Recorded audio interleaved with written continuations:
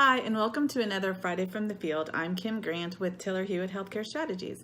Last week, Tammy and I were on site working with a huge provider group on their process for onboarding new providers, whether they be nurse practitioners or PAs. And as liaisons, I think we always realize that that process can be very disjointed. Many times the right hand doesn't know what the left hand's doing. Are they credentialed yet? Are they credentialed for their insurances? Where are they in the process? Can we take them out in the field to get them busy? Many times we get them busy and they have had such a horrible onboarding experience and experiences between even up to 2 years after that they leave us and we don't even know what happened. So onboarding starts way before recruitment and lasts way after the orientation program.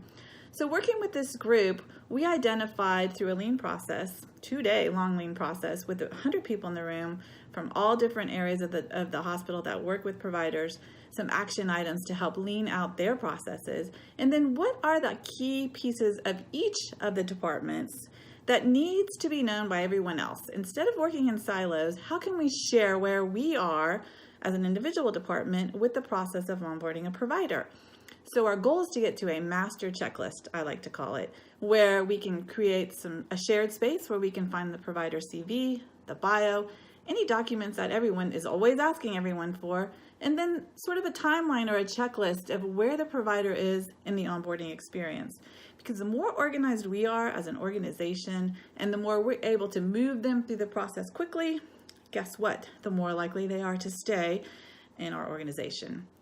So my next steps will be to work with all these groups that have come up with these amazing ideas for A, shortening their checklist, and B, providing to everyone else the key pieces of their area that we all need to know and get to this master checklist.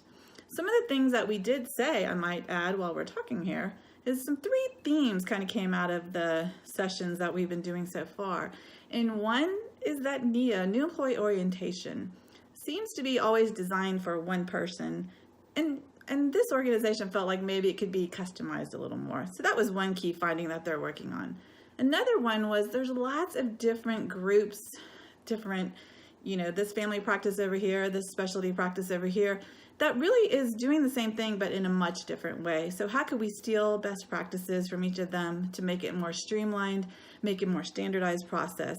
So it doesn't matter where a provider is being onboarded, they'll basically have the same experience.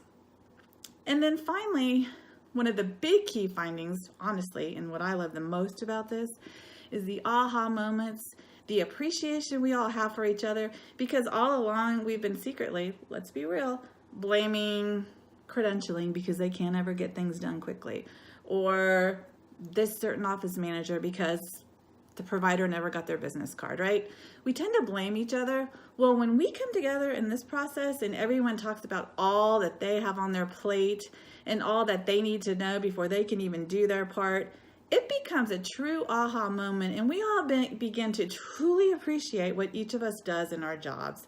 And even the leader of this huge organization told Tammy and me before we left that if nothing else comes out of this, let's say we never get to the checklist, we will though.